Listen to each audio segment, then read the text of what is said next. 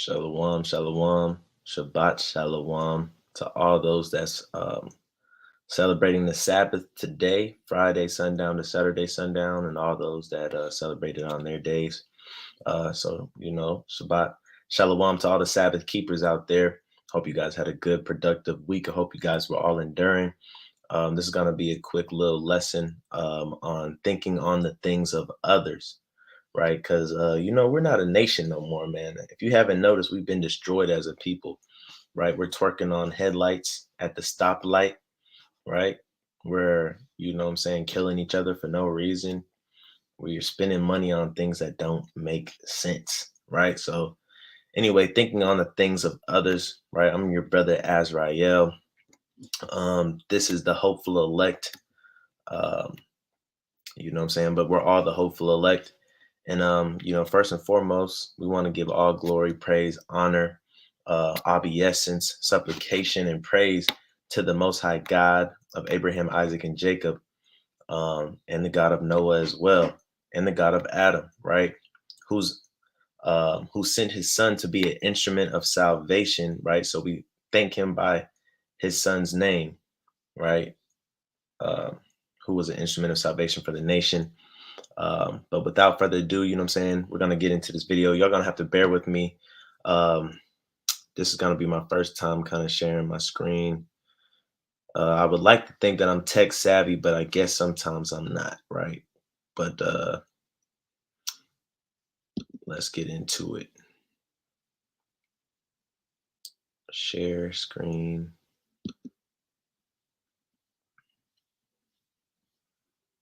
Let me see.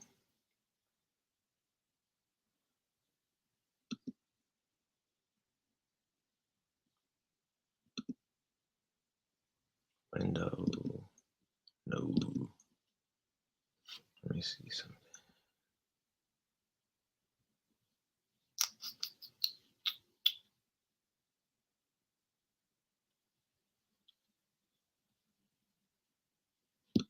Salakia, bear with me real quick.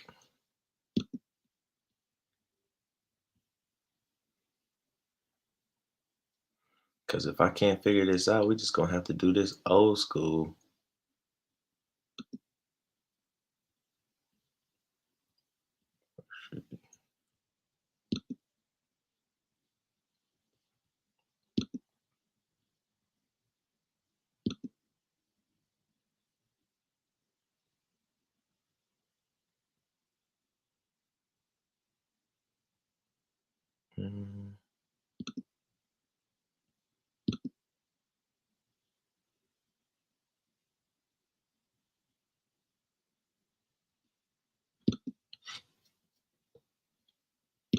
Chrome tab. Oh, okay. Let me see some. Is this it? Yeah, I think that's it. Share that. Right? So let me go back to see if it's sharing. Khan is sharing. All praise to the Most High God. Right? Now, the first precept we're going to get, thanks for bearing with me too. If you're going to watch this later, just go ahead and skip past all of that. But first and foremost, right, let's get to this scripts. Gonna bring this out first in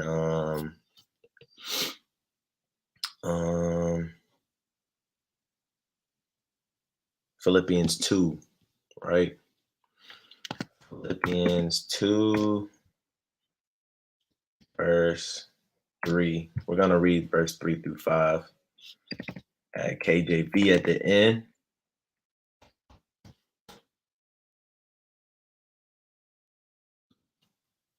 Go here. All right. So it says, let nothing be done through strife or vainglory, but in lowliness of mind. Let each esteem others better than themselves. So if we break this down, right, some words that pop out to me would be let nothing be done through strife or vainglory, right? So don't let anything don't let any of your motives be done because of strife, because you have a contention with a brother or a sister. Also, don't let it be for vainglory, right? Don't just be puffing yourself up to make yourself look good, to make yourself sound good, right? It's a brother that I used to follow in the world. He posted, I guess he got an Amazon fleet, right? And his post was, he posted his Amazon fleet, and you know what I'm saying, pretty much talking about, hey, look, we gonna make millions, and the youngest DSP owner, and blah blah blah. Hey, look, ain't nothing wrong with being proud of yourself, but you know, we shouldn't be doing anything for vainglory, right? Everything that we should be doing should be to honor the Most High God, right? To build up our nation, right? And for our brother and our sister. If we just focusing too much time on ourselves, guess what? That's too much wasted time, right? It keeps saying, it reads on to say, but in lowliness of mind, let each esteem other better than themselves. So we're supposed to have a loneliness of mind, right? We're not supposed to be high-minded, right? A while ago, I know a lot of Israelites were scoffing because they were like, "Man, where is high?" People keep saying stop being high-minded, but we're the best nation, blah blah blah. Hey, but check this out: the scriptures tell us to not be high-minded, right?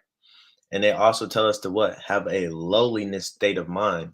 Meaning, hey, look, you're supposed to go out thinking that you're not the best. You're supposed to go out thinking that you shouldn't be here, right? I believe it says it in Job that we're not even exacted the punishment according to all our iniquities, right? So you're supposed to have a low state of mind, not being depressed, but you shouldn't walk out your house thinking, man, I'm the most handsomest dude in all the earth. I'm gonna get all the girls I want. Man, I'm the prettiest woman in all of Israel. I'm the prettiest woman in all of America. You shouldn't be thinking like that, right? Oh, I'm the richest nigga, bro. You know, you shouldn't be thinking like that. You should have a lowliness of mind, right? Meaning be humble, be abased. It says, let each esteem others better than themselves. So you should be looking at others and trying to, see characteristics in other people that you might lack in, and you're supposed to esteem that, right? You're supposed to point that out to them. You're supposed to say, you know what? Let me compliment them on that, make them feel good about themselves, and let me try to add that to my repertoire, right? But let's go to verse number 4. It says, look not every man on his own things, but every man also on the things of others. So don't just think about what you got going on in the world, man. Don't just think about Salakia. Don't just think about what you got going on in the world. Don't just think about um all your desires and your motivations and your 10-year program, or your 5-year your 5-year you know what I'm saying, plan. Don't think about what you got going on. Think about others, because guess what? While you thinking about the good things that's happening in your life, while you thinking about the the failures that's happening in your life, guess what? There's other people in the world that's going through worse times. There's other people in the world that got exciting things happening to them, right? So that's what this is titled, right? Thinking on the things of others, but every man also on the things of others. Look not every man on his own thing. Hey, look, you might have your very own Amazon fleet, right? But guess what? Don't worry about that, bro. You don't have to show that to the whole world to do. Hey, look, I believe Lil Wayne said it best. Real G's moving silent like lasagna. All right, so moving silent, but think about what other people is doing. Think about how you can help them out. Some brothers and sisters might not have a car. Chime in every now and then, be like, hey brother, hey sister, you need a ride anywhere? Like, you need to go to the grocery store or anything? I know you were struggling with the car, right? But you know, that's how you can help brothers out. But always think on the things of other people, right? Think on other people's situation, right? Brother Yeshaya is on in the back, brought to the fourth. Shalom. Shalom. Khan. But yeah, man, just think on the things of others, man. And that's what we're doing. That's what we lack in this nation, is thinking on the things of others. Because and especially like in Black Hollywood here in Atlanta, right? In hot Atlanta, everybody's their own celebrity, man. You know, if you got an Instagram page and you live in Atlanta, you're qualified to be a celebrity, right? You don't even have to get that many likes, but you know, let them tell it. They're famous, right? When they go to the clubs, they're famous. When they go to the mall, they think all eyes is on them, because everybody's only thinking about themselves. Nobody's ever thinking about that homeless man on the street, or that mother that just got evicted, right? Nobody's ever thinking about somebody that's living check to check and can't put food in the refrigerator. All they can do is pay rent. Nobody's ever thinking about other people. They're just thinking about themselves, right? So that's what this video is about. So Lakia, from there, let's see something. I'm gonna go to Google. That was really the point. I just wanted to get the title. Where I didn't want y'all to be in a ponder or in question of where I got this title from, right? And I got it from Philippians, right? Thinking on the things of others, with the lowliness state of mind. What do I want? It was something I wanted y'all to watch. Let me see if I could find this real quick. If not, I'll probably just have to show it on my phone. But there's a video, I guess, on TikTok or Instagram of the brother Floyd Mayweather. And I know a lot of brothers say, Floyd know about the truth. Floyd be putting on for the Israelites, X, Y, and Z. But when it comes to being celebrities nowadays, you got to tread lightly, man, because just because they say nice things doesn't mean that they're doing nice things, right? Just because they have the knowledge of the truth doesn't mean that they're walking in the truth and in the light and in the lonely path, right? And the what's the poem? I chose the path less traveled by. I believe that's it. But they're gonna follow the broad path, which is gonna lead them to destruction, as the word says. Let me see what I can do to type this in.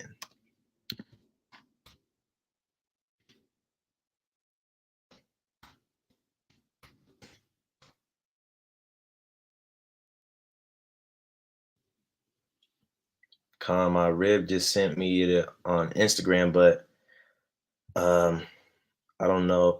I'm not on my phone. I'm on a laptop, so I'm trying to make sure y'all can see it.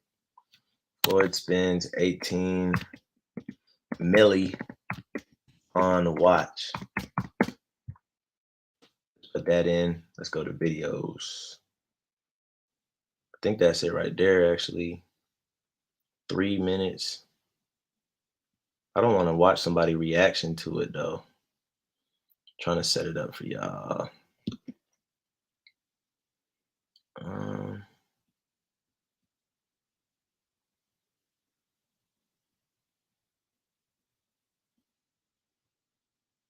Might just have to watch the reaction just because I think that's the one I want, the shorter clip.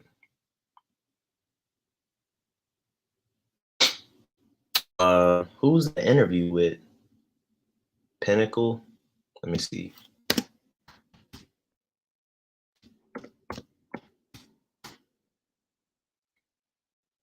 Slovakia, excuse me. Bear with me. Trying to watch these little previews before I click on them.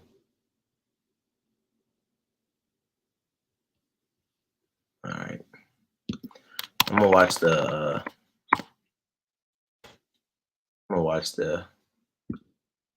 this right here. I don't know who Daphnique is, but hey, fair use, right? This is YouTube. YouTube, don't strike me down for watching another YouTube video.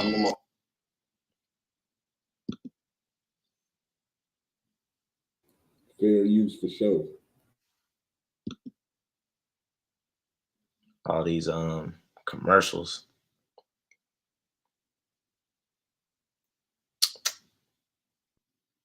Skip. That watch, man. I gotta ask. Oh, that one? Oh, that's 18 million. 18 million? 18 million? Oh, yeah, that one. You do an interview with this and you realize your life ain't going as good as you thought it was. I'm sitting over here with my little $40,000 going on. See, I'm gonna pause it right there too. So reflecting on the scripture we just brought out, right? In Philippians chapter 2, 3, and 4, we're supposed to have a lowliness, a low state of mind, right? And nothing done in vainglory, right? Our motives aren't supposed to be for vainglory. The only thing that could probably drive somebody to spend 18 million on a watch, right? And the thing is, man, we don't even use watches today, right? We got our phones. There's digital clocks in your car. You don't even use analog watch at that. You know what I'm saying? So at this point, you just got something to put a bunch of diamonds in, right? And brothers have said, we don't even know if that watch is worth that much, but we do know he paid that much for it, right? And the thing is, man, that's our people for you. We're lost, right? We don't read things written aforetime. We don't see our forefathers and our foremothers and how they acted with their money, right? To know how to not be ignorant with our money, right? The brother Floyd doesn't know that he's being ignorant right now, right? And I'm gonna keep playing this video because I want you to look at his face once these two guys that's interviewing him go on and carry on about you know their opinions on Floyd's watch. Just look at Floyd's face, man, because it says it all. He looks embarrassed, right? I'm gonna play it again. 18 million. That motherfucker do look like a chandelier, though. I got guys I work with every day. Just yesterday I made 10 million.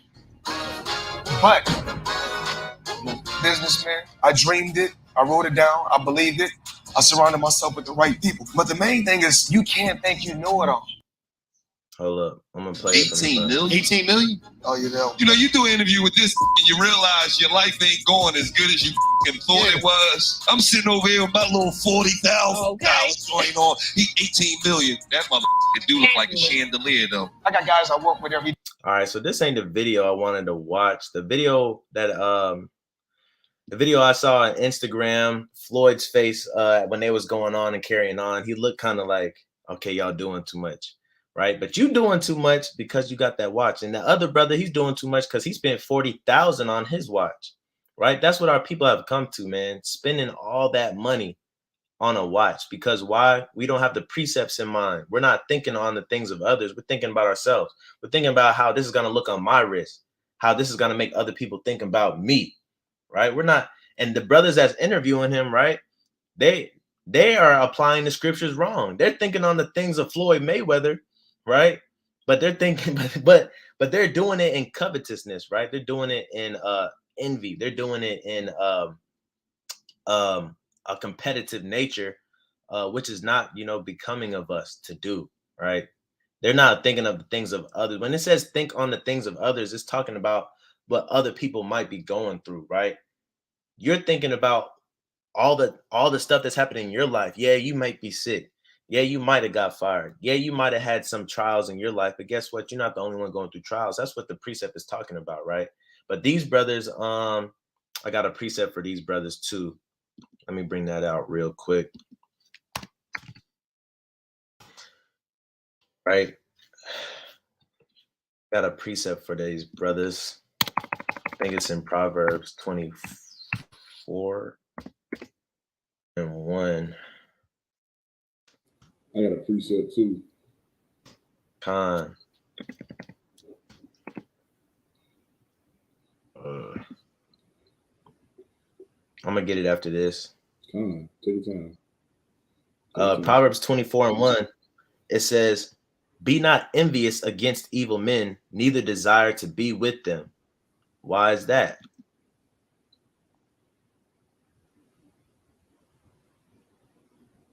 But this can go to the next verse.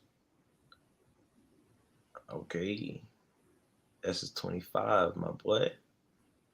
Let me go back. Let me go back. All right. Let me go back. Let me go to this link. Yeah, right? Be not envious against evil men, neither desire to be with them. Right? Am I calling Floyd evil? Well, everybody that doesn't apply the precepts of this word, of this Bible to their life is evil, right? The Bible just told us to not move in vainglory. The Bible told us to have a lowliness of mind. The Bible told us, right, to think on the things of others, right? You couldn't have been thinking on the things of others when you spent 18 milli on a watch, because 1 milli can change a person's life, right? You don't just stumble across $1 million on while you walking your dog. You might get $20, you might get 15, maybe a 10 might be on the floor, maybe a 5, but you don't stumble across 1 million, and you spent 18 million on a watch, right? Something that can't talk to you, something that can't help you in life, something that can't, right? You spent that much money, something that can't give you shelter. You have to take care of that watch, right? You have to protect that watch. That watch can't protect you, but you spent 18 million on it instead of helping your people, right? Because you don't apply the precepts. So yes, that makes you an evil man. It says, be not envious against the evil men. So the people that the brothers that's looking at Floyd like, man, he just make me feel like S word. He X, Y, and Z. Guess what? Don't be envious against the evil man. Neither desire to be with them. Hey, look, don't even want to be around these people. Right? We got a lot of brothers and sisters in the truth. If I could just get around Kanye, if I could just get around Floyd, if I could just get around LeBron, I'm gonna tell him the truth. I'm a X, Y, and Z. No, brother. No, don't desire to be with these people. Right? It says, for their heart studieth destruction. The only thing they study is vainglory. How I can be better, how I can become a legend, how I can do this, how I can do that, right? What's gonna make me. Their heart studieth destruction, right? That's why, what is destruction, man? Destruction is everything. You're gonna destroy yourself if you don't think about the Most High God first. And their lips talk of mischief, right? We don't know how they get in their money, man.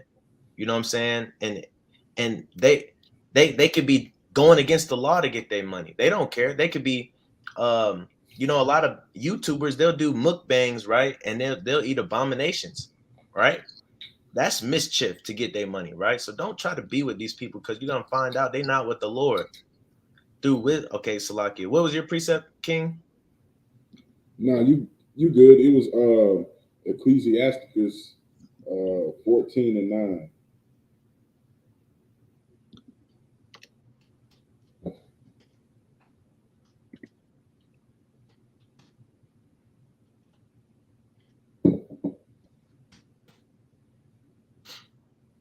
But that's a mighty point though that you was bringing out just about these people, our people of all, you know what I'm saying, just breaking all types of laws to get this wealth, to acquire these assets, according to their knowledge and understanding, right? But this is the book of Ecclesiasticus, chapter 14 and verse 9. It said, a covetous, am I pronouncing that wrong, Salakia? But a covetous man eye is not satisfied with his portion, and the iniquity of the wicked drieth up his soul. So you look at the many things that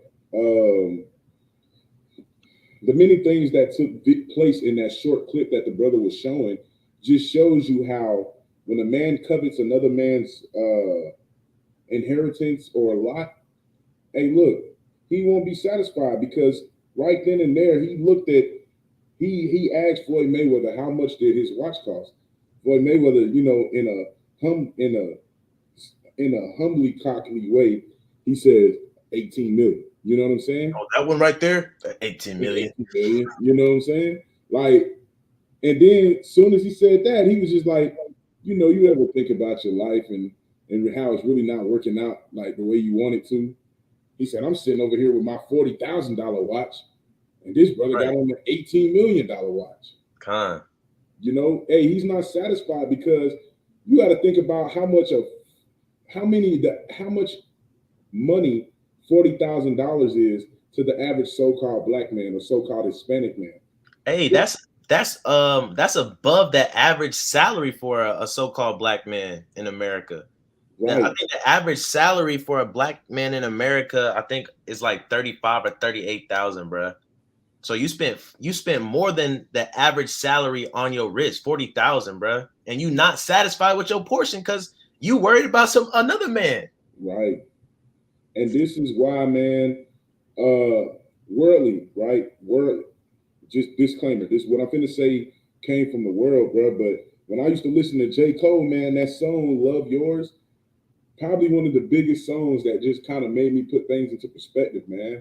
Because just like the scriptures say right here, matter of fact, if you can pull another precept for me, Baba Kashai, it's Ecclesiasticus 10 and 9. It's the same book, but go to chapter 10 and verse number 9. Right? Scriptures come to life, man. Right. Just the scriptures say the same thing, man. A covetous man's eye is not satisfied with his portion. If you're not satisfied with the thing that the Most High gives you, you're always going to be like, well, he got more. He got this. He got that. I don't have this. I don't have that. Right? And if you always looking around at what everybody else got, you're not focused on what you got. Therefore, bro, you're like a greedy person. Right? You're like a gluttoner. You're a gluttoner for riches and vainglory.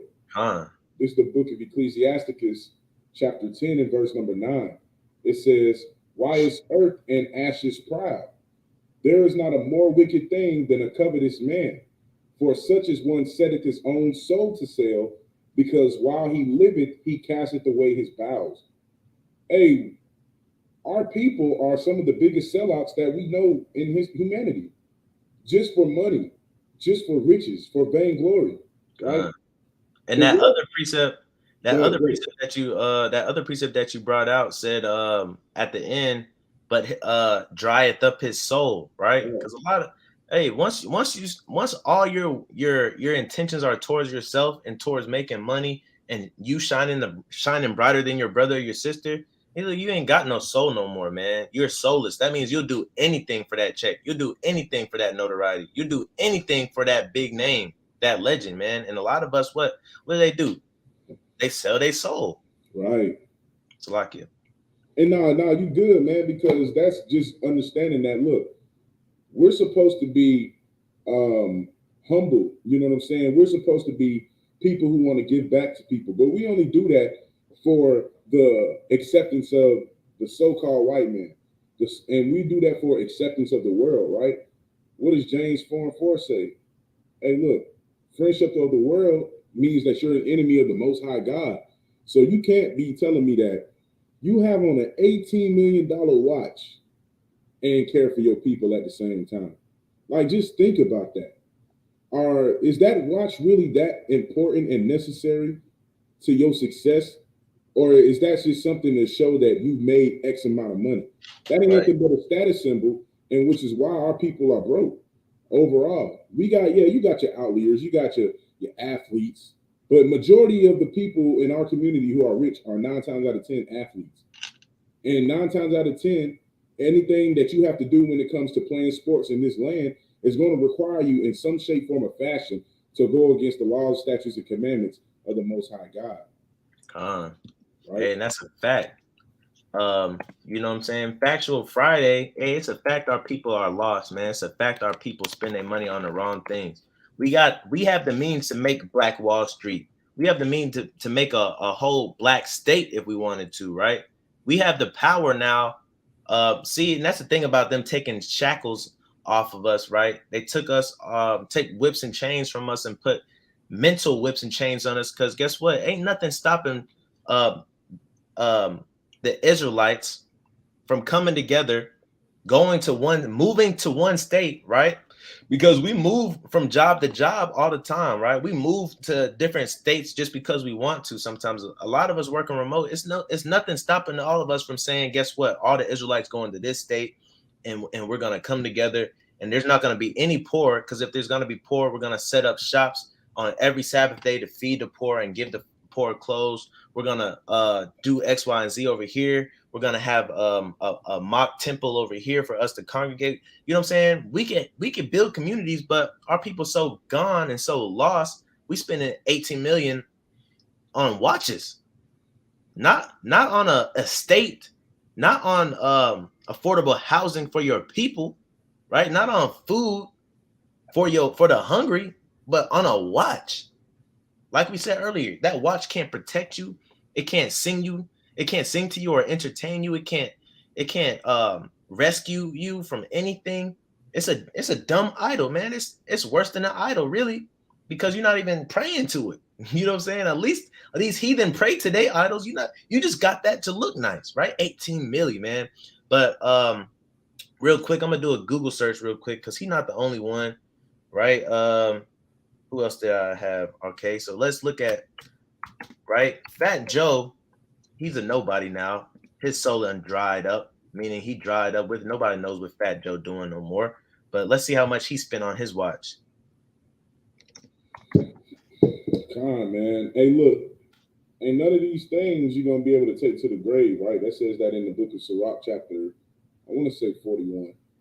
Con, you can't take none of this stuff with you, man. And I'm gonna go into that too from Job and in Timothy, right?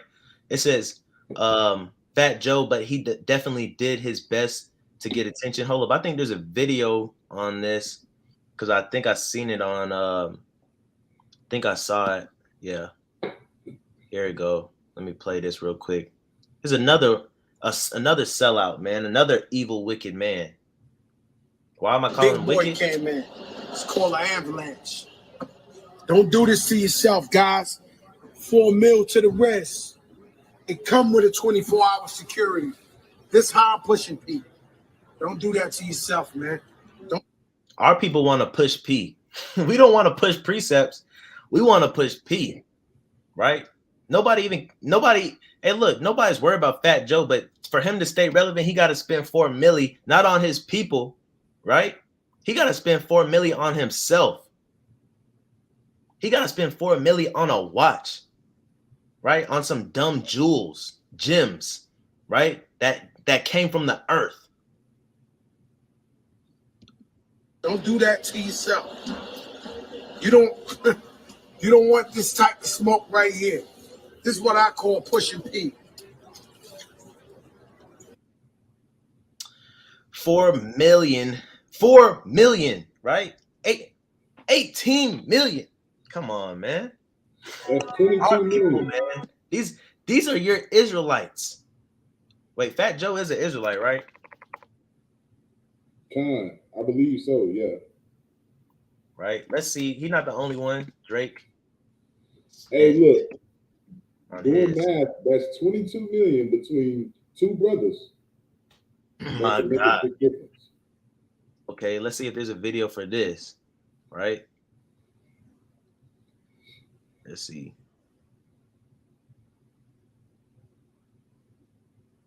On a watch, though, bruh.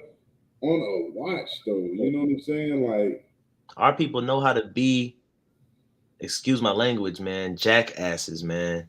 We know how to be jackasses. Drake's house is $180 million, bro. Heck nah. But let me just read this because I can't find a video. This was a birthday gift to him. This is another reason why birthdays are evil and demonic, man. Y'all seen the pictures of the Satanic Bible, man. Y'all seen what Job said about honoring yourself, each man his day, and how it was sinful to the Most High God, and he had to give offerings for it. But let's see what this is. It says, as you know, Salakia. It says, as you know by now, Drake turned 35 last Sunday. 35 is not even in my opinion, it's not even like a number. I don't know. In the world, I thought the numbers was like 15, 21, 30, 50, 35. Okay, so Drake turned 35 last Sunday. And while we've seen him throw himself a few parties to mark the occasion, we just got deets, which is details, on the biggest or most expensive gift he got himself, right? And that's why this day is wicked, man, because we're not lowly of mind, like the scripture says. This is vainglory. The birthdays is all about vainglory, right? It's a 5.5 world Elon Musk, right? Elon Musk is dead now, right? No.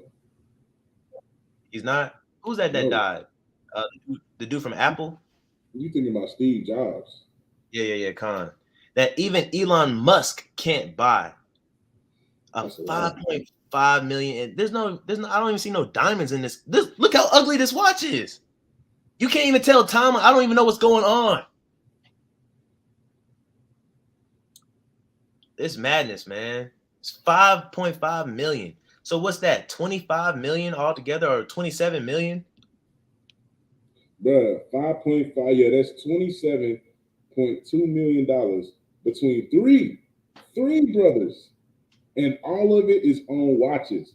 Now think about it. I hate when and people gonna like, if you watch this video, Akwakiam and Akiam. Look, check this out. Don't think we are. I always have to say this anytime we go into what our people spend. Because, bro, don't sit up here and say that the brothers from the Hopeful Land, all they do is teach hate. They always pocket watching. They just jump mad because they can't get it. No, it's not none of that. But our thing is that these are the people who our people look up to. Anytime there is some black activism or change going on and they want to talk about the people who are pioneers for that, for our people, they always look to the rich people. But look what the rich people are truly doing with the money that they have. Now, granted, I'm not, listen, Floyd Mayweather worked his behind off. 50 fights and 0 losses. He's one of the greatest entertainers. He's probably arguably a top 2 boxer in history of boxing, right? He worked hard for that. He didn't just wake up and just inherit $50 million and just, you know what I'm saying, or 100 million, however much money he ever made over the course of his lifetime. He didn't wake up and inherit that. He had to go run. He had to go eat right. He had to, train. So nobody's hating on the things that they did. But what we're saying is that, first of all, the things that they did went against the law, statutes, and commandments. Now, I'm going to chalk it up to them as ignorance, right? I'm going to chalk it up to them as ignorance because, well, Floyd Mayweather, not necessarily, because he knows. But a lot of our people, I'm going to chalk it up to ignorance, right? But in the sense of think about how much money that is and what it could truly do for our people. 18 million. This is 3 men now. 3 Israelite men. And that's $27.5 million. Million. We're not talking about thousands. And we can add a little 40,000 that old dude spent on his watch, right? Look, that right there is more than enough to fund a whole community of at-risk people, man. You know what I'm saying? But instead, they wasted on precious metals on their wrist, right? Shalom to the brother Denal. Just kidding, you caught up. We saw a video of Fat Joe spending $4 million on his watch. We saw the video of Floyd Mayweather spending 18 million on his watch, and we're just kind of going into the precepts and how that's very ignorant of them to do, and how we are destroyed as a people on this Factual Friday, and how not to be like these men, right? Because like the brother Yeshaya was saying, and like the precepts that we kind of brought up, man, don't be envious to be with these people. A lot of our brothers and sisters will see this and they call it motivation, right? Floyd motivated me, or Fat Joe motivated me, or Drake is my motivation, because they saw these videos. You know what they do? If they somehow happen to make it, they get to that same status, their soul drieth up, as the scriptures say, and they spend money on a watch, right? And the trend keeps going. We give our money right back to our oppressor, right? And after you bring whatever the scripture that you're going to bring out, I got a precept too. All right, I was just going back to this for this precept, verse 3 and verse 4, just to kind of hone in on the title once more and what we're talking about. But Philippians 2 and 3, let nothing be done through strife or vainglory, right? Vainglory. This man gifted himself a $5.5 million watch on his birthday. If that's not vainglory, I don't know what is. It says, but in lowliness of mind. We all got to have a low state of mind, right? I'm not afraid to say that my kid shops at Walmart, and so do I, right? A lowliness state of mind. I could be in the mall getting X, Y, and Z, but I'm not, right? Let each esteem others better than themselves, right? Let me go buy something for somebody that's expensive, and let me give it to them and not give it to myself. Let me think about them before I think about myself, right? That's what verse 4 goes into. Look not every man on his own things. Oh, this right here, that's 18 million. Man, all I got, I spent 40,000 on mine. Come on now. Man, look at my new Tesla. Man, look at my new Amazon fleet. I'm the youngest brother to do it. Right? We doing big things, entrepreneurship. Man, look, I'm a new realtor. Man, look, I'm at my new house, X, Y, all of us were, and we got to blame that on social media, because everything is instant gram. It's an instant picture. It's an instant it's instant vanity, right? And we've become so bewitched to it, to where it's normal to brag on ourselves, right? And we don't do the second part. It says, but every man also on the things of others. Hey, look on the things of others, right? Look at what other people's going through, how they might need something more than you need it, right? Go ahead. What was your precept? My precept is the book of Sirach, chapter 9 and verse 11. We Boy, got coming in something Iraq heavy. coming. So, hey, ever since the brother Donald sent me that video of the brother who be on Instagram talking about daily dose of Ciroc, I've been doing that every day. Daily dose of Ciroc, man. See, and those are the trends that we need to have in Israel, right? Right. Think like David, daily dose of Ciroc, right?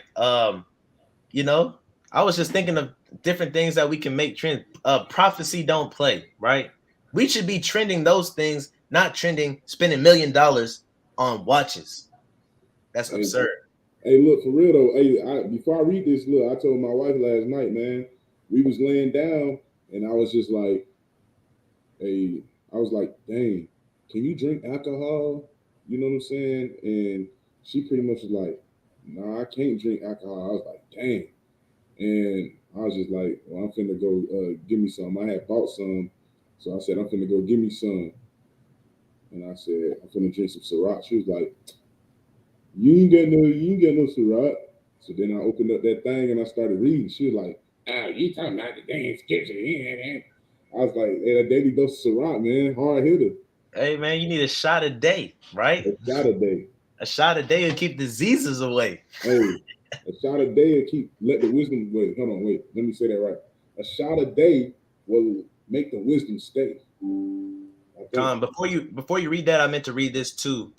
The sister says, the rich man's wealth is his strong city, and as a high wall in his own conceit. Hey, look, so I believe she sent that when we was talking about instead of spending money on watches, we could be building up our own cities, our own states, right? But a rich man's wealth, that's his own city, right? Kanye not worried about all the. Hey, look, we're gonna watch a video soon. I'm about to go to it in a second after the brother brings out his precept. But even though Kanye says he's for the people, you think he's for the people when he buys all that land and lives off all that land and it's just him and a few people? You think we talk about all the time? You think who's the director name that we talk about? Tyler Perry. You think Tyler Perry's thinking about his people? No, their wealth is their city, man. Their wealth is their strong city. All they think about is me, and what I can have, right? That's what they rely on. That's what makes them look strong. That's what makes them feel strong, right? If not, they wouldn't be wearing it, right? If I had an $18 million watch, first of all, I wouldn't have no $18 million watch, but I wouldn't even wear it. It's going to stay at home. You know what I'm saying? But it makes them feel good, right? So, Khan, you can go ahead and read your precept. Khan, hey, this is the book of Sirach, chapter 9 and verse 11. And it says, envy not the glory of a sinner, for thou knowest not what shall be his end. So we're not supposed to even be envying these people, like the brother's saying. Like these things of others, man, you got to sometimes pay attention to the fact that maybe it's not meant for you to have it for a good reason, you know? Like the Most High said in Deuteronomy 10 and 12, hey, these laws, statutes, and commandments were for our good. So sometimes we don't get the glory that we see others have because maybe there's a different type of calling on our life, you know? I wish that sometimes, hey, look, I say that, no, I don't wish this no more, but when I was in the world, and even still today, I say, man, I want to be more well off than what I am, right? To be able to take care of my family more, to, you know, give back to my people a lot more, right? And I know you're supposed to give according to the little that you have, but my mindset is like this. In the world, I was thinking about, dang, I want to be a billionaire. I want to be a multi-millionaire, you know? I want this, I want that. I see a celebrity have it, and I was like, dang, bro, I want that too. I want, you know what I'm saying? My life ain't good enough because I ain't got that. You gotta sometimes start doing that, right? Because now you envying the glory of a sinner, somebody who's not keeping the law, statutes, and commandments. Right? And ultimately, you're not being content, and that's what we're commanded to do, right? Is be content in all things. You ain't. If you envying that glory, you know what I'm saying? Hey, look, then you're gonna have the same type of end that they're gonna have. The only difference is that they probably on this side of life got everything they ever wanted, right? So all their riches was given to them on earth. They ain't got no riches in the kingdom. Connor, we're gonna get to that. Oh, go ahead. We're gonna get to that too, the riches in heaven as well. But you know, even reflecting on what you just said, a precept that we brought out earlier, you know, you worried about what somebody else got, you're not gonna be happy about what you got. right? Sometimes I gotta remind myself, man, thank you, Father, for this vehicle. Thank you, Father, for a job. Thank you, Father, for a family. Thank you, Father, for a good relationship with my wife and my parents. You know what I'm saying? Sometimes we gotta thank the Most High instead of always looking at what other people got going on and desiring it for it. Because, like the precept said, right? You envy what a rich man has. Guess what? You're not gonna be happy with you're not gonna be satisfied with your portion, right? And we all got a portion, and we're commanded to be content, right? So I'm gonna pull up 2 precepts before we watch the next video about being content, right? This is Job chapter 1 and 21. It says, and said, naked came out, Salakia, naked came I out of my mother's womb, and naked shall I return thither. The Lord gave, and the Lord hath taken away. Blessed be the name of the Lord, right? So with this understanding, right? When all of us was born, we didn't have nothing on us, right? We came in this world naked, right? And guess what? We're gonna go out naked. All we can take with us is our bodies, right? But I'm saying that to say everything else is extra, right? You don't need the fanciest clothes, you don't need the biggest house, you don't need the nicest job, right? You don't need the nicest watch. You don't need that. Because guess what? You know what I'm saying? The Lord is gonna give and take as He pleases, right? The next precept I wanted to get is this. The next precept is Vainglory by the brother Donald, man. You see this? You pause the screen. how to get back like that. Nah, because it was like that 2 nights ago. I don't know why it keeps bleeding over to your account too though. Are you on your phone? No, I'm on my desktop. Oh, I don't know. I don't know why I keep doing that. Try to refresh it again. This is 1 Timothy chapter 6 and verse 7. For we brought nothing into this world, and it is certain we can carry nothing out. So that's what I mean, man. We all came into this world with nothing, and we can't take nothing with us, right? The evil man, right? The deceitful man, the worldly man or woman is gonna tell you YOLO, right? What you got all that money, spend it, bro. You got all that money, you might as well buy a watch. You can't take that money with you when you're dead. You might as well enjoy it, right? But that's not what the precepts is telling us. That's not what it's teaching us. It's just telling us to be content. It's telling us to not enjoy those things, right? Because those things are gonna destroy the heart. It's gonna dry up the soul, right? So it's actually telling you the opposite. But with that being said, I want to watch this video. You know, it is Factual Friday, so we got to watch some news, right? This news entails Kanye West. I want to say fair use because Salakia. And I got another preset too after we watch this video. All right. To go with the topic. Go ahead, because I'm about to kind of make a twist in a turn. I'm gonna make a turn after this video a little bit. What's your precept? No, you good, Dan. If you want to take it there, take a turn with it. You can bring it out real quick. You can bring it out. I had a precept too, man. What is it? It's really gonna be linked up to kind of the testimony of Kanye though. So I was gonna get it after the video. Through the spirit. So you watched it? No, I ain't watch it, but it's concerning just the embodiment of who Kanye is. I don't know if I'm gonna go with the video that Kanye did. I'm sure it will.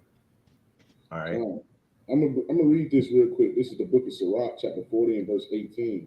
And it says, to labor and to be content with that a man hath is a sweet life, but he that findeth the treasure is above them both. Right? Hey, it's a good life. Hey, this is the sweet life. You know how the Zach and Cody theme song used to go. When you work for stuff, man, and like the brother said, you just think on what you have. There's a little trend on TikTok going around that just got the little noise to be like, man, thank you, God. Thank you, God. You know what I'm saying? If we just say, hey, thank you, Most High, for everything that we have. When you look around, you cut your lights on, you say thank you. Because a lot of our brothers and sisters may not have lights to cut on right now. You look around and you grab something at your refrigerator to eat, hey, you say thank you.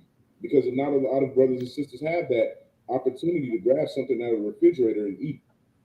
Some of my brothers and sisters living on the street, they can't store nothing up. But when you work for these things and you're content, hey, that's a good life. But when you find treasures, hey, that makes you more than content. That's a fact. That is a fact. Let me see. The 5. Let me type it in correctly. The 5 Kanye West calls out. You know, Kanye West always, you try to play the political game as well. Let's watch this real quick. And Fox News, they hype Kanye up because he wore the MAGA hat, so they eating this up, right? They're actually for Kanye. And I'm not against the brother at all. I'm actually going to play this video. Have you heard of executive? Because he actually showed some strength here, right? Unlike spending 18 million on a watch, right? This is something that I could kind of say is commendable, right? Because before I play it, just things written aforetime, written for our learning. So when we look at the kings in the Bible and what they did with their money, right? It doesn't add up to what the kings of this earth are doing today, right? The kings of Israel today are doing. They're spending it on watches, right? The kings of old, right? And we're going to get into those precepts too after this video. But, they didn't spend their money on watches, right? We're going to find out what they spent their money on, right? So let's go ahead and play this without further ado. Fair use. Kanye West terminating the deal between his fashion brand, Yeezy, and Gap after 2 years of a partnership. Yee's relationship with Gap has had its ups and downs before this big breakup. You may recall the recent backlash over Kanye demanding that his Yeezy Gap clothes be sold out of construction bags. So check this out, right? I know a lot of y'all saw back in the day, like a few months back, how Kanye partnered with Gap, and everybody was like, "Oh, we finna get Yeezys at the Gap near you, right? The Gap in the mall. I can't wait till they start wearing, selling Yeezys." But it didn't go through because Kanye wanted to sell his stuff out of construction bags, right? Pretty much trash bags. You know what I'm saying? He already making the holes in the jeans with holes. I mean, the shirts and the jeans with holes in it. That's just Kanye. He wanted to sell them out of construction bags, and Gap wasn't going for it. But let's keep watching. Now Kanye says Gap is breaking their agreement by not releasing apparel or opening planned retail stores. But apparently it goes deeper than that and involves China. Take a listen. Fair use. But they have a lot of commitments to China. And, when we wanted to do localized manufacturing, which is completely possible with some of the factories that I'm buying here in California, we can actually bring industry back to America. Everyone knows that, I'm the leader, I'm the king, right? So right there, I want to stop real quick because one thing about it is we know Kanye is a very wealthy man. So if he says he's a king and he's a leader, we can give him that, right? It's no need to be mad that he said that. Now, that's not having a lowly state of mind, right? But some of the actions that Kanye does display, especially that's going to be like kind of displayed in this video, as far as, wanting to sell affordable clothing and things of that nature, and, buying back companies for himself so that he can use them for his own will, to give back to the community. That's kind of commendable, right? But this is how kings should think, right? Kings should think for the people, right? Right. This video is titled "Thinking on the Things of Others," right? Other people's need, right? Poor people want to be fashionable too. You know what I'm saying? And that's Kanye's kind of mind of thinking, right? I'm gonna keep playing this real quick. But you see, Kanye, he's always playing the political game, man. This had nothing to do with China, but he had to bring it up because he knew he might be running again. So hey, let's keep watching. A king can't live in someone else's castle. A king has to make his own castle. Okay, Tyrus, you have a situation here where this guy is clearly very, very creative. 24 Grammys. He came up with that construction bag idea. Now, these people about to blow him up, right? But you won't see his own people blowing him up like this. You won't see the Democratic Party who's for black people blowing up Kanye like this, right? It's just crazy to me. I noticed it. He's like a nonstop creative machine. Isn't this, can he be right? Yeah, he's crazy like a fox, and Judge, he ain't no, you know what I'm saying? Don't go there. He's willing to do what Apple wouldn't do, what the NBA wouldn't do, what our White House wouldn't do. That's what he was trying to sell these clothes out of. He was trying to sell this out of in Gap. So if you go to Gap and you go to the section for Kanye, you would see like the construction bags like this. Right? If you wanted to buy some of his clothes. He took a stand against China. You're manufacturing in China, I'm out.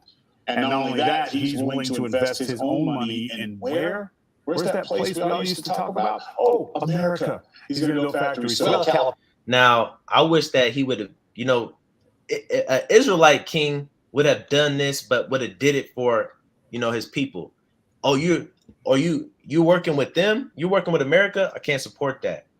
I'm gonna set up my own thing for my Israelites, right? Instead, Kanye kind of did it for America, but brothers lost. So, but I want to keep playing just a little bit more. That's his idea. Gap is really stupid because his idea, man. It might seem bizarre to a lot of people, but if you think any store you go into and they have a setup like that with merchandise inside, people flood those type of setups because they think you're getting some type of bargain deal, man. They think the merchandise is running low. You know what I'm saying? They run to the baskets, try to dig through, see what they can find and whatnot. That's an idea, man, that probably was going to have his stuff selling the most out of Gap.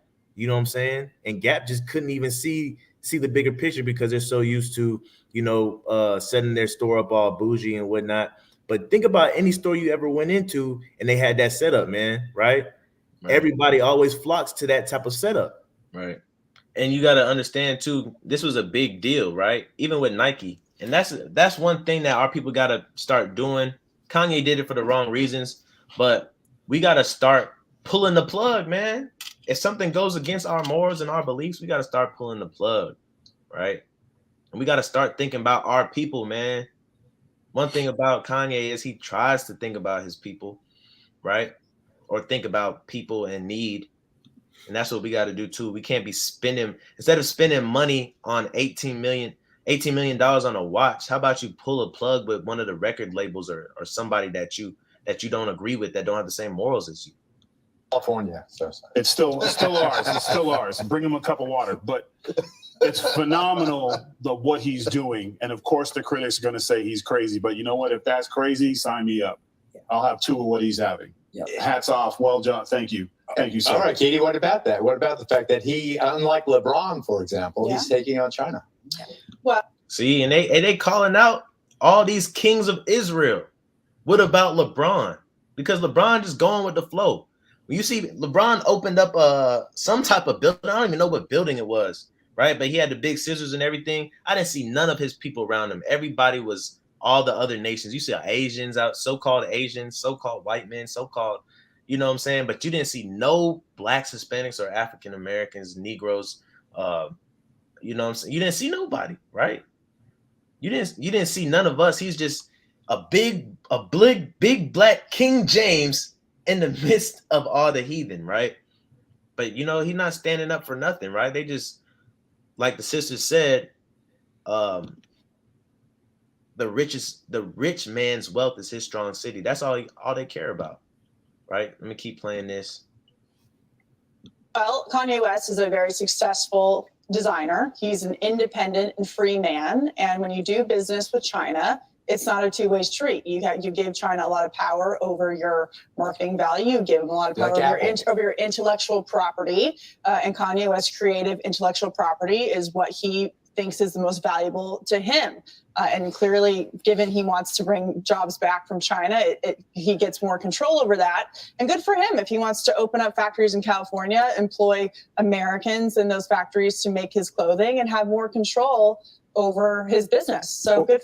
Should have did that for the Israelites, but y'all get the point. For him. Or is he Joe just spinning for a deal that's gone bad? You know, here's my instinct on this is that you're exactly right. This is listen, he's probably a flawed messenger in the whole deal with Gap. He's probably not blowing it up over whether or not they're manufacturing in China, but it's a convenient opportunity to bring something that's very popular with Americans to the forefront to maybe excuse a deal gone bad, which is that they probably are very deeply tied to sweatshops in China, because just about every type of manufacturing is at this point. What really bothers me about this, I don't care about Kanye West. I don't dislike him. I don't like him. I don't like a lot of people that think they're the most important person in the world, but sometimes those people change the world, so that's fine. But it's the mom and pops. If you want to have a T-shirt company in this country, you can buy a Cricut machine off Amazon. You can be very creative, but you got to buy Bella Canvas or Next Level. You have to buy these made somewhere else blanks because you can't afford the ones that are made here. And that's what we should take a hard look at. The idea that you're going to manufacture in California of all places, well, man, you are pushing a snowball uphill in the middle of July. You can go to some states that don't regulate you to death, that it doesn't cost your entire profit to literally have the power to keep the lights on, and probably can find manufacturing. I know Jocko Willenick has got a company. Right, I'm gonna stop right there. But pretty much what he was saying was Kanye West is thinking about the normal person, right? And he's also cutting ties with other people for good reasons, right? But all in all, I'm just saying, hey, look, man, we got to start thinking about our people, right? And this is a good example of cutting ties, right? And not being about the money, not being about a deal, because you're not worried about yourself. You're thinking on the things of others, right? What was the precept that you wanted? It's in Luke 19, man. Luke 19 from the top. And that's a good point. The Edomite man, he was bringing up a good point too, man. Just to say, like, when you go and get these blank T-shirts, man, we got to know that they're coming from different places, right? I was just thinking the other day, man, what if we came up with our own company that shoots out our own blank T-shirts and we make them right here, right? We get a whole bunch of factories. Or if we came out with our own water company, right, that we sell water bottles and purified water and stuff like that. Slap our label on that we make right here in the States, man. And you know, that's where the wealth really is. But Luke 19 from the top, I'll try to make this pretty brief. And Jesus entered and passed through Jericho, and behold, there was a man named Zacchaeus, which was the chief among the publicans, and he was rich, right? And he sought to see Jesus, who he was, and could not for the press, because he was a little of stature, right? And I want to point out right here that, hey, look, man, just like the brothers was going into, no matter how rich somebody can be, you know, it gets to the point where they just don't get it. They just can't see the bigger picture, right? We talked about LeBron. He can be rich as all get out, right? But when it comes to trying to see the bigger picture, in this case, the bigger picture was Christ, right? He couldn't see. Right? He couldn't see the bigger picture. If we keep reading on, and he ran before and climbed up a sycamore tree to see him, for he was to pass by that way, right? You know, it's a stretch for celebrities and all these guys to even try to see the bigger picture, right? And when one of them does see the bigger picture, right, it's almost like it doesn't even count. It doesn't matter. Like we saw that podcast with J.R. Smith, and he said, hey, look, man, why do we continue to go to these white-owned gyms? We got millionaires in the NBA. We should make our own gym, right? Even after our own league, right? Even after he said that, and everybody was like, "Yeah, you're right." Nothing came of it. You know what I'm saying? He finally got up that tree and he saw the bigger picture, and still nothing came of it, right? I think it's funny how the scriptures play on this, because like no matter how rich you are, right? It said that Zacchaeus was a man of short stature. No matter how rich you are, you always come up short, man. Right. You know what I'm saying? You'll always come up short. Right. But in this instance, like you were saying, man, Israelites that do, you know, end up seeing the bigger picture, man. And I think this next precept that I'm about to show you in this same chapter goes along with the precepts that you're about to bring out. If we can go down to verse number 8, right? Verse 8. And Zacchaeus stood and said unto the Lord, Behold, Lord, the half of my goods I give to the poor. And if I have taken anything from any man by false accusation, I restore him not 100, not fourfold, right? So 4 times, 3 times over, you know what I'm saying, the amount he was supposed to do, right? You know what I'm saying? Because Zacchaeus finally saw the bigger picture, and he understood that his riches wasn't amount to nothing unless he was doing what he's supposed to be doing with it. And what's that look like? Giving to the poor of his people, right? Because we understand, like we were talking, these guys got these $1 million watches, right? You got $1 million watch, but you can help out 1 million people. Right. You can help out 1 million homeless people, right? This was really more than that, man. Right. Six figures would change a person's life. You know what I'm saying? Right. That's what Zacchaeus did. This is my last point too, Azrael. This is my last point, right? So he gave back to the poor, right? He understood the assignment on that part. And then the second part says, and if I have taken anything from any man by false accusation, I restore him four times fold, right? And when you look at this, we all heard about the accusations of Kanye stealing money for the people that he signed, like Big Sean and whatnot, right? This would be Kanye making an apology, right, and giving back to Big Sean. We've seen how mad Big Sean was about that incident. He's still mad to this day, right? But when you're rich, man, just like Zacchaeus, man, he was physically short. You always come up short. You always got to climb that sycamore tree to see the bigger picture. But when you do see the bigger picture, it's upon you to take that into consideration and give back to your people and right your wrongs, just like Zacchaeus, right? Right. I yield. That's a mighty point, though. And that's gonna segue into the bigger picture. What's the bigger picture, right? Let's get this right. Heavy in the scripts today. Philippians chapter 3, verse 7 through 8. Right? Let's read this. Right? It says Philippians chapter 3, verse 7. But what things were gained to me, those I counted loss for Christ. So Paul is talking to the church at Philippi, and he's saying, hey, look, I'm a Hebrew of Hebrews. I've got this X, Y, and Z under my belt. I've done this. I've done X, Y, and Z. I've done A, B, and C. But guess what? Everything that was gained to me, because, you know, he was a king when he was crucifying people, right? Wrongfully crucifying the church.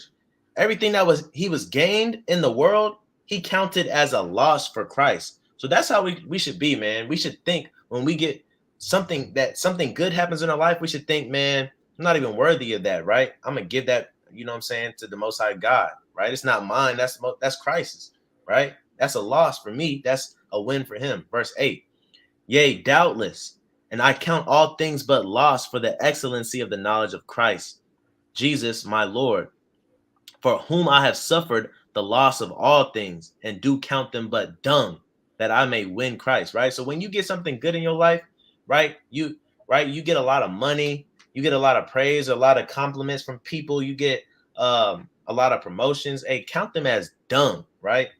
In the world, we would have said, you know, it ain't, man, you know what I'm saying? It ain't S word, right? Oh, that ain't S word. Don't worry about that. I'm not worried about that, right? Because why? All we're worried about is trying to get to Christ, man. All we're worried about is the Most High God and what he thinks about us, not what things we get from this world, right? Let's go to Philippians 4, chapter 12.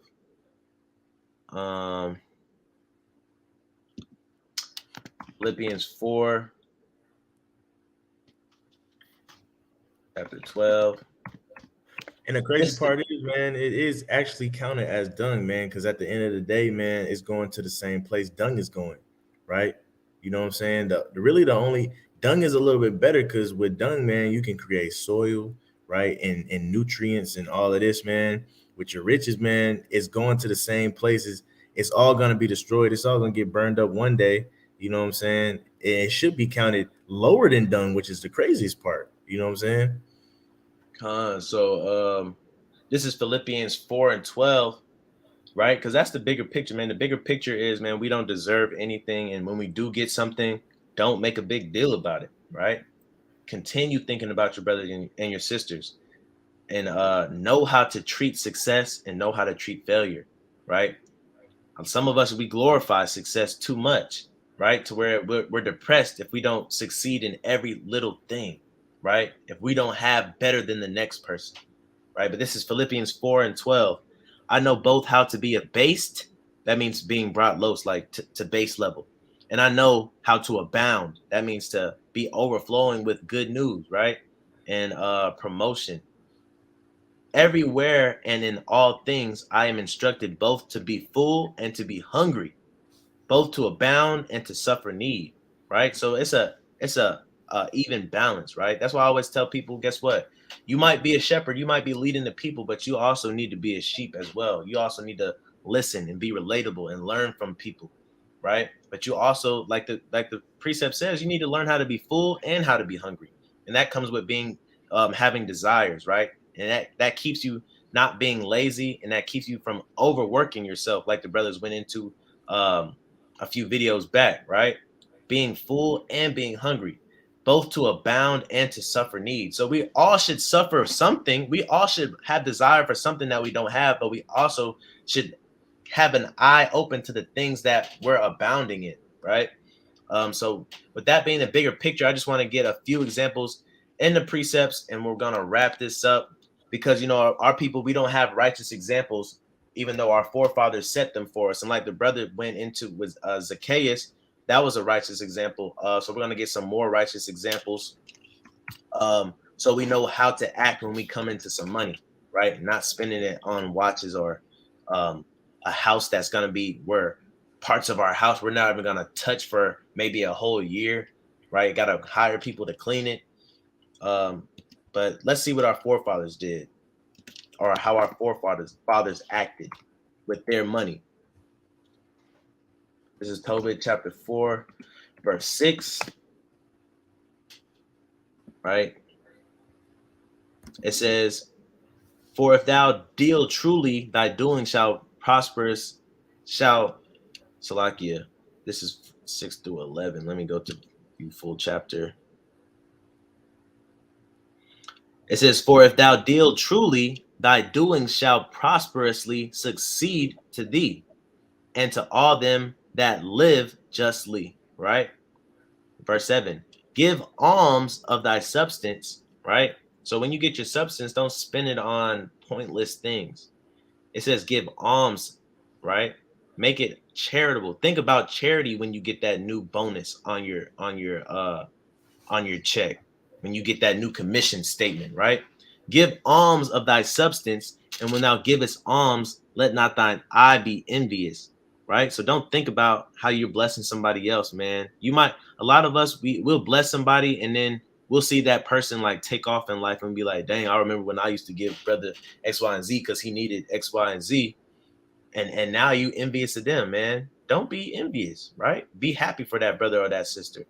Neither turn thy face from any poor, and the face of God shall not be turned away from thee, right? Some of the same men spending all this money on watches, right, will walk straight past a homeless person, right? Don't got time for him. I got to get to this meeting. Hey, man. I got to get to this interview. Salaki, too, if I may add, even when it, not even just rich man, even when it trickles down to us, how many times, you know what I'm saying, whether it was in the world or even some of us that's still in the truth, where we're in the car, right? We probably in a bad area, and we know homeless people be hanging around this stoplight, this stop sign, right? And, you know, they come up to the window and you got that stiff neck, right? You don't want to look at them, right? You don't want to, you didn't want to roll down your windows, right? People in the don't even give them a head nod. Lock the doors and all of that. You know what I'm saying? Right. And what did the scripture just say? It says, hey, don't turn your face away from the poor, right? It says don't turn your face away, and that's what we do almost every single time we see them. Man, and that's why our people are destroyed, because it'll be our people at the stoplight, man, and we'll go and get in the far left lane because we don't want to talk to them, right? I don't give them a head nod or nothing. And I can testify, you know what I'm saying? Sometimes I do that. You know what I'm saying? Sometimes, you know, people on the street, they can be a little bit annoying, and I got to have more patience with my brother. You know what I'm saying? And when it says don't turn your face away from the poor, right? It's not necessarily saying, hey, every time you see him, you got to give him something, right? But just, hey, hear them out sometimes, right? Right. Give them the respect to tell them to their face, hey, look, man, I ain't got no cash on me. I wish I did. You know what I'm saying? That's Right. all. That's because nobody wants to be ignored, right? You know what I'm Right. saying? If that's your brother, that's supposed to be you. That's supposed to be a part of your flesh, bro. Give him the respect that he's due to, you know, face him like a man or face her like a woman and tell her, hey, look, man, I ain't got nothing. You know, Right. now, and if they do happen to be bugged out, man, and they start yelling crazy stuff and whatnot, then you can roll the window back up. You know what I'm Right. saying? And you know, that's one thing that I had to learn too. And I could testify and say I don't do that no more, man. I just ride straight up to the stoplight, you know, and I'll talk to them. Because one thing about it, if you're moving godly, right? If you're abounding in money, like this next verse is saying, you're not gonna be afraid to give alms, right? But a lot of times I really just don't have it. So it's nothing to not look at them for, right? Because if I got it, I'm gonna give. If I don't have it, right? But verse 8 says, if thou hast abundance, give alms accordingly. It doesn't say buy a $18 million watch. It doesn't say buy an estate for your own house. You know, it doesn't say buy some what's that? I sent you that thing where that pastor was outing all those people. I want to show this on my screen. I ain't worked your McDonald's money. Look. So I'm gonna show y'all this off my phone. Right? It says, if thou have abundance, give alms. Right? It didn't say buy a watch or buy shoes. Right? Look at your pastors nowadays, right? Though your pastors nowadays spending 5,000 on a pair of shoes, right? Spending 637 on a pair of shoes. Spending, that was Stephen Furtick. That's Stephen Furtick again. 965 on a pair of shoes. It gets better, right? This brother right here, so wicked. 3,000 on a pair of shoes, right? 9,000 for a coat, right? These are your pastors, right? Another pastor, a woman pastor, she spent a total of 1,000 for her shirt and 1,000 for her shoes, right? Look at TD Snakes, spent 900, pretty much 1,000 for a Versace jacket, right? These are your pastors. Look at this pastor spent 900 for some ugly shoes, right? Now, okay, and this is last one I'm gonna show is Mike Todd. You know, the people love Mike Todd. He spent 1,200 on a pair of shoes, right? Dang, you convicted me, bro, because I was just finna buy some Balenciagas. It cost about $925, bro. That's trash. Hey, no cap though, but look, the scriptures say, if thou hast an abundance, pay for some Jordans. No, it doesn't say that. Thou have an abundance, $18 million watch. No, it doesn't say that. Right? Our people are lost and destroyed because we don't read. We don't take the precepts to heart. It says, give alms accordingly. If thou have but a little, so look, you got instructions too if you only got a little. Be not afraid to give. It doesn't say keep it because you have a little. It doesn't say, nah, I can't afford that, brother.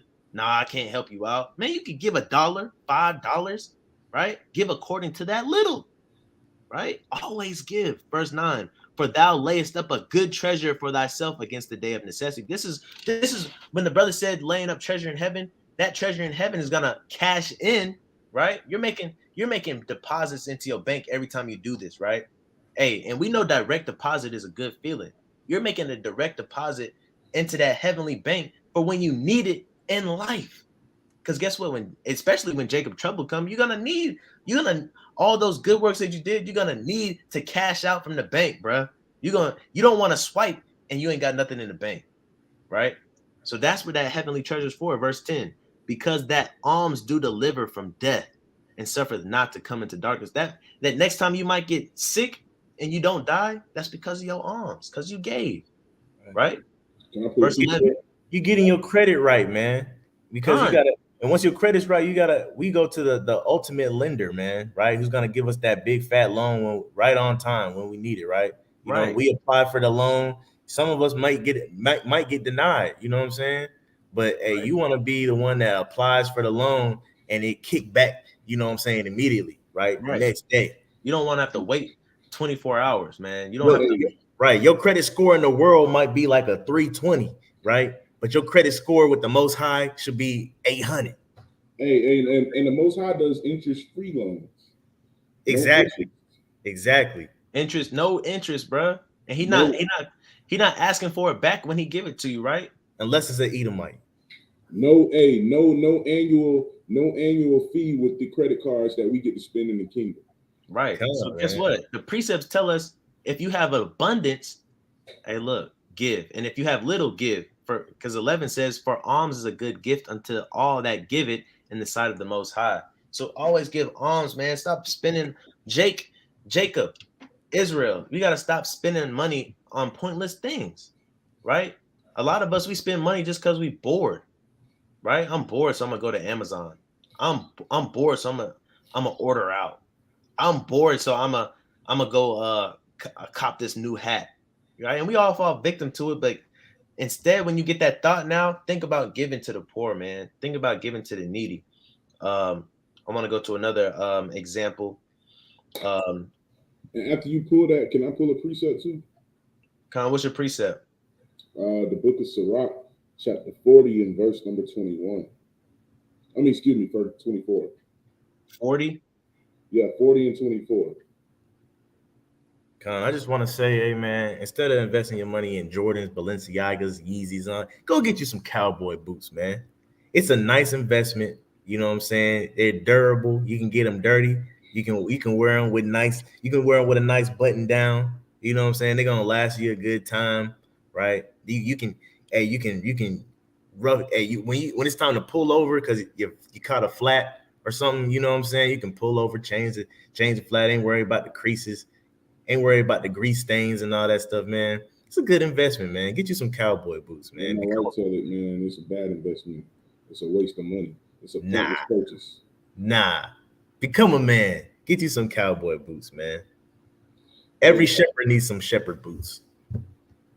This is the book of Sirach, chapter 40 and verse 24. And it says, brethren and help are against the time of trouble. So breaking down the first part, it's saying, hey, look, brethren and help are against the time of trouble. When you're in need, who you gonna look to? Your friends, your brothers, right? Hey, that's when, in that time, like we're talking about, when you're purchasing things, or in that time when you need something, you can look to your brothers, man. You can look to your sisters. You can look to your friends, because they're there to help you in the time of trouble, right? That's what friends are for. But alms shall deliver more than them both, right? So like we saying, man, a lot of us is focused on the money that we got down here. And like I said, don't get me wrong, we all would love to have a little bit more pocket change on this side of life. But the real riches that I want is in the kingdom, man. Hey, if I'm making direct deposits, I shouldn't finally get a chance to see all the money I invested, and it turns out my balance is only negative $10.32. I got to pay the captain now. You know what I'm saying? So I want to be making sure that every time, I give alms, it's from a place of the heart. You know what I'm saying? It's because I truly, sincerely care, and I want to see my people in better positions, man, because I ain't gonna lie, bro, when it's all said and done, like I said, I want to know that, hey, I got a lot of money to spend. I want to go buy Balenciagas in the kingdom. And I'm not saying actual Balenciagas, but what I'm making is a similitude saying the lifestyle that they have on this side of life, if we can't have it on here, man, then I'd rather have it where we're going to be for eternity. You know what I'm saying? I want the English transactions. Man. That's mighty.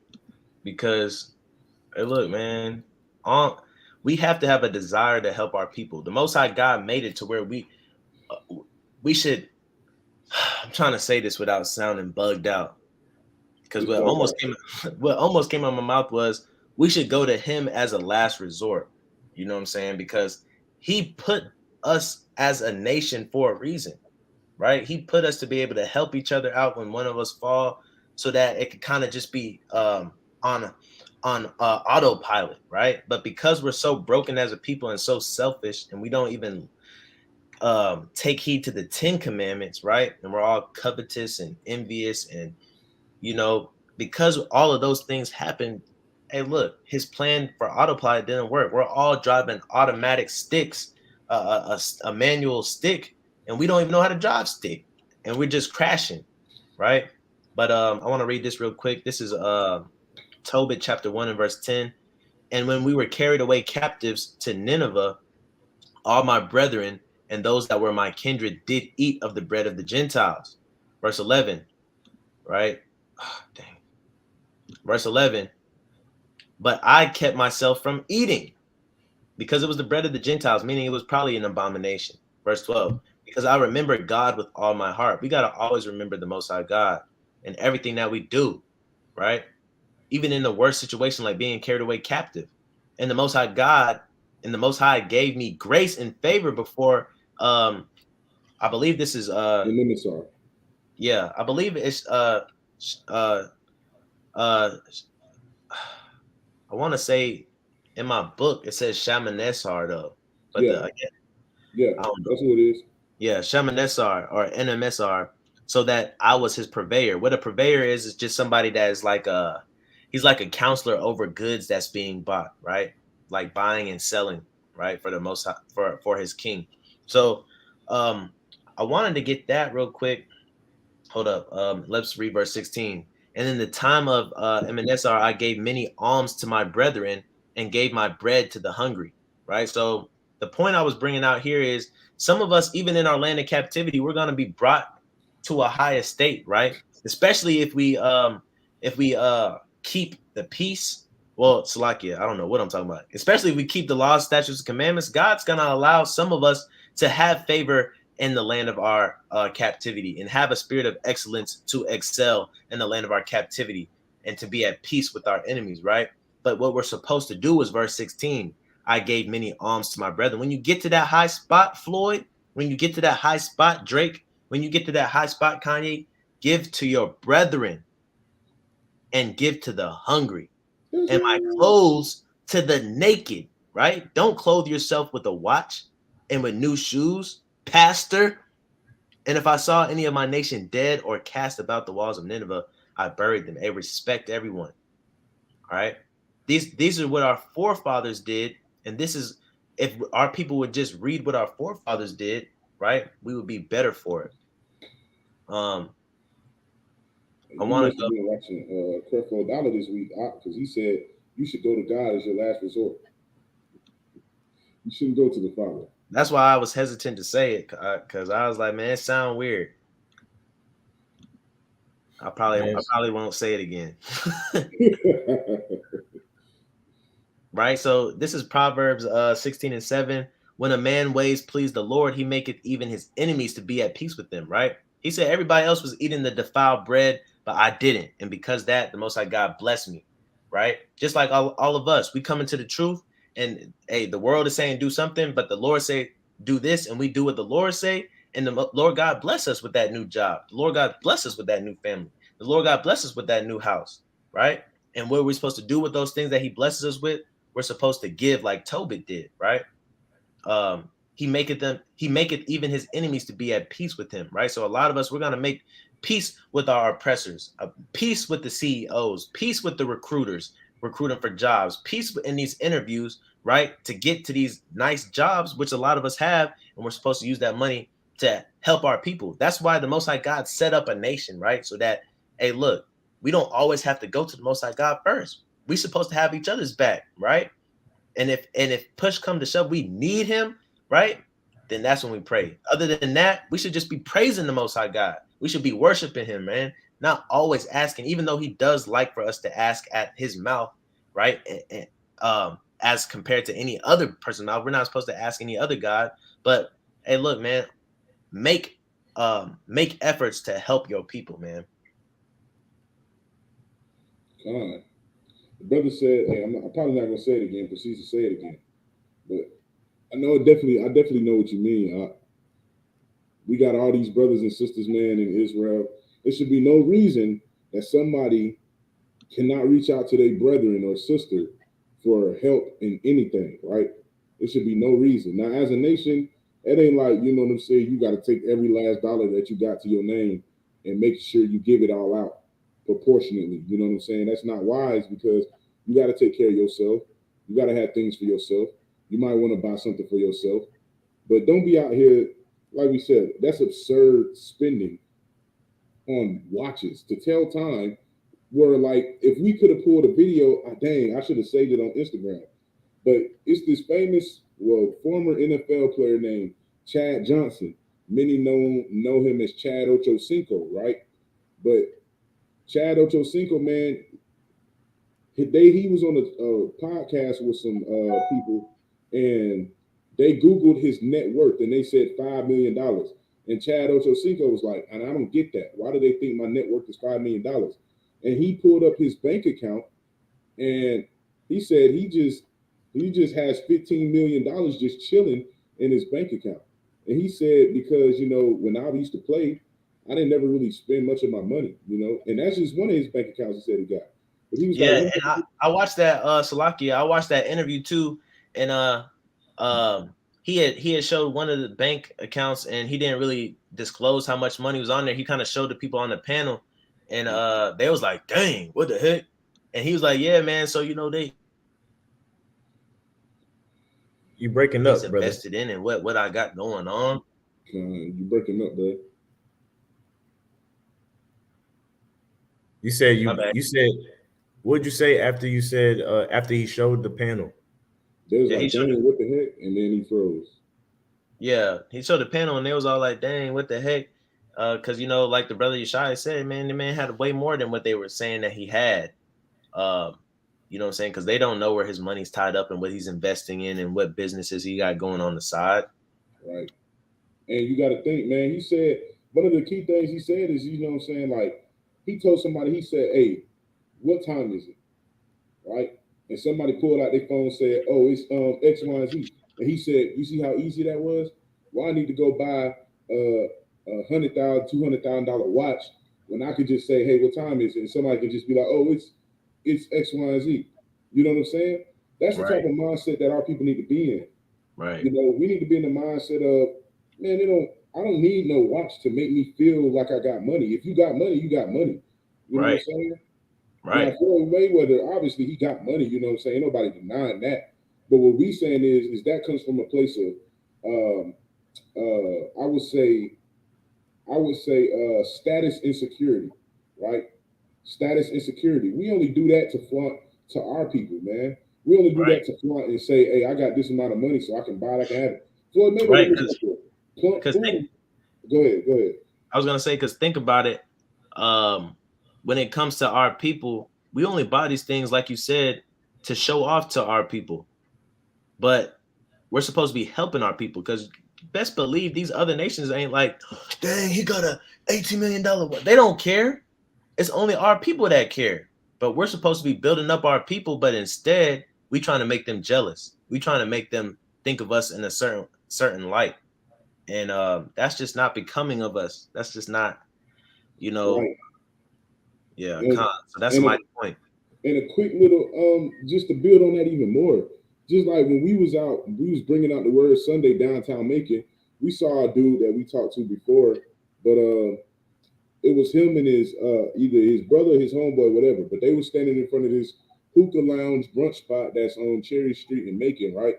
And they was outside, got these nice Corvettes. These cars is easily worth, you know what I'm saying, 6 figures. They were standing outside. These are people now standing outside. Bunch of females out that Sunday, you know, twerk buses going around the block, stopping at red lights, twerking and whatnot. It was a bunch of madness, right? But these brothers were standing outside, playing their music loud, doors wide open. They had butterfly doors on their car, playing their music loud. Got all the jewelry on, got the shoes and stuff like that. And then they riding around in the car, you know what I'm saying? And they riding right by where we was at. And we always post up in the area where a lot of our homeless brothers and sisters at. Now, I'm not going to bear false witness on these brothers that say that, hey, these brothers don't be giving no alms. I'm not going to bear false witness to say that because I'm not in downtown Macon, Georgia every single day. But what I will say is that the way that it looked to me, it was almost like, bruh, you see what you got right now. And I'm not saying that you can't have a nice car, but I'm saying that what are you doing outside of flexing? Like, are you down here helping give these people anything? Because now I don't always have money on me. I don't always got food and stuff to offer to people. I can't always just go buy a brother a bite to eat. You know what I'm saying? But sometimes one of the best things I do like to do is have a conversation and shed light about the word. You know, and I'm just thinking like, bro, even if you ain't sitting up here, you can have that car, but are you down here giving back to your people, or are you just down here for the women that's gonna be at the brunch spot today to flex? Because we're not going to these outlets in the suburbs. We're not going to Silicon Valley. We're not going to any of these places where these other nations are to flex. We're going to where we know our people gonna be at. And instead of helping our people out, we want to flex on them, right? Everybody want to go downtown to flex, but that's where our people need to help because we're cursing the cities, right? Flexing get you caught up. Right. This is Matthew chapter 25 and verse 34 throughout. I was gonna end it on this. I feel like this is a lot of good. Wisdom to take to the heart. Before you end. So, like, you had a precept, didn't you? Who, me? Con. Nah, I just had a point, man. Go because ahead. the brother said flexing will get you caught up. And we see that with the brother, what's the brother name with the long neck, bro? PNB Rock. Yeah. We seen that, man, how they pulled up on that man, try to rob that man once they got his location. You know what I'm saying? And that's flexing gone wrong. He probably wasn't even trying to flex, but that's the results of, everybody knows that he got that money. Everybody knows he got jewelry. Everybody know he probably got it on him. You know what I'm saying? And I would say the biggest example that I was going to use with that was Pop Smoke, man. Go look up that last 24 hours leading up to the moment that his life was taken from him by a 15-year-old. Pop Smoke, man, that whole day he was just flexing his money, flexing his shopping, flexing his jewelry, flexing everything. He went shopping, put the bags that he was shopping from. Man, he was showing the price tag to the things he was buying. Hey, look, that profits you nothing, right? And that's just something that people got to take heed to. It's just like all this flexing is not going to get you nowhere, but lay down. Hey, look, over and over again, we can even talk about Lil Dolphin. You know what I'm saying? How he got shot down in the hood, right? Yeah, Young Dolph, right? How he got shot down in the hood, and he pulled up in a camouflage sports car, right? Flexing. You know what I'm saying? And it's almost one of those things where they just can't help themselves. They know it's not a good idea, but they just can't help themselves. They gotta flex, right? Because they remember when they couldn't flex, and now that they can, man, it's like an addiction. Man, it's flexing, and it's like what goes around comes around. What you thought was flexing, the Most High God saw it as a setup. He said, "Yeah, you gonna flex today? You don't know it's gonna dry your soul up. You don't know it's gonna be to your destruction, right? Because instead of flexing on these folks is gonna get you back, and that's comes before the fall, right, man. Pride comes before the fall. That's perfect, right? But this is Matthew chapter 25 and verse 34. Then shall the king say unto them on his right hand, Come ye, blessed of my Father, inherit the kingdom prepared for you from the foundation of the world, right? So these are the people that's going to make it to the kingdom. It says, For I was an hungered, and ye gave me meat. I was thirsty, and ye gave me drink. I was a stranger, and ye took me in, right? How many of us can say that we did all those things to somebody, provided a shelter for somebody, gave somebody food, gave somebody something to drink, right? Help somebody in need, right? Verse 36, naked and ye clothed me. How many of us can say that we clothed somebody, right? Gave them a shirt, right? We was at camp in Atlanta with the brothers at WFI, and the brother said, hey, if you're a real friend to me and you want me to listen, hey, take off, let me get that shirt. And the brother, we all laughed about it, but in my head, I was like, dang, brother kind of pulled his card because, and back in, if we true disciples gonna give you that shirt off his back, you know what I'm saying? It says, for I was hungered and you gave me meat. I was thirsty and ye gave me drink. I was a stranger and ye took me in. Naked and ye clothed me, right? Give your jackets to the homeless people, man. It's finna get cold outside. I was sick and ye visited me. How many of us visit the sick, right? Or we just forget about them. Don't even ask them how they're doing when they're sick. No, they just came out the hospital. We don't even ask them how they're doing. Don't even check up on them, right? Remember when you were sick? I was sick and you visited me, right? This is Christ talking, right? So these things matter. I was in prison and you came unto me. How many of us are visiting our brothers and sisters in prison? Or we just say, nah, they got themselves in there. Nah, I'm not finna go out my way because of something they did. I'm not gonna visit them. I'll see them when they get out, right? This is Christ talking. I was in prison and you came unto me, right? When Christ was taken into prison, best believe I bet you some of the disciples was trying to sneak the coast. See that, man?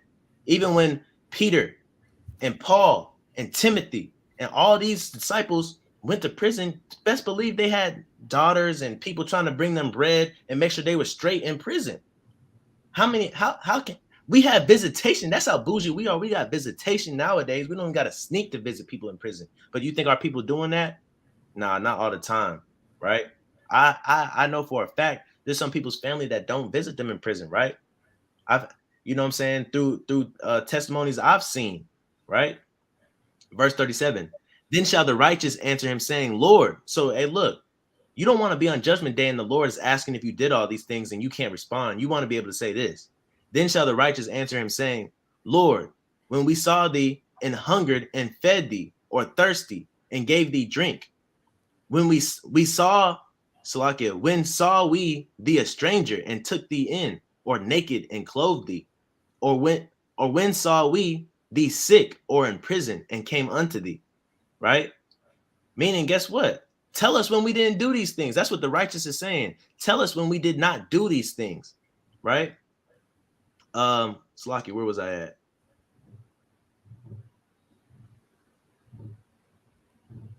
Verse 39, or when saw we thee sick or in prison and came unto thee? And the king shall answer and say unto them, verily I say unto you, inasmuch as ye have done it unto one of the least of these, my brethren, ye have done it to me. So guess what? Christ is talking about doing this to your brother, your nation, because you should see Christ in each and every one of us, right? That's in this nation. So guess what? You're going to get to the kingdom of heaven. And when he say, depart from me, I never knew you, it's because you spent all that money on a watch instead of helping your brother. All that money on some shoes, online shopping, right? Hey, man, they say the firmament that the saints are going to be standing on is going to look like a sea of molten glass, right? And it's going to be kind of looking like a window, right? Just imagine all the times you would stiff neck when a homeless person came up to your window. Can you imagine Christ doing the same thing to you? You knocking on, hey, Christ, I just need this, that, and the third. And he just looking forward, right? You know what I'm saying? He waiting for the red light to hit. You know what I'm saying? And right. You know what that red light is too, that lake of fire. Exactly. You know what I'm saying? And so we got to think about the things that we do on this earth to our earthly brothers, man. What did the Rock say? If you can't love the brother that's with you, how you gonna love the one that's invisible? Because if you can't show love to the brother that you see every single day, how in the world are you supposed to know how to love the one that you can't see every day? Come on, man. Think on the things of others. Come on. Verse 44, it says, then shall he say also unto them on the left hand, depart from me, ye cursed, into everlasting fire, prepare for the devil and his angels. For I was hungered, and you bought you a watch, and you gave me no meat. I was thirsty, you bought you some shoes, and you gave me no drink. I was a stranger, you bought all that land for your estate and didn't invite me, and you took me not in. Naked, right? But you got that new jacket that cost $900 instead of being a good pastor, and you clothed me not. Sick and in prison, and you visit me not. Right? Think on the things of others, man. This has been another Factual Friday. Hope somebody was edified today. With that, we're gonna say Shalom. I'm the brother Azrael. Brother Dano. I'm the brother Yeshaya. We're gonna stop this thing at 144, baby. Shalom. Shalom. Shabbat Shalom.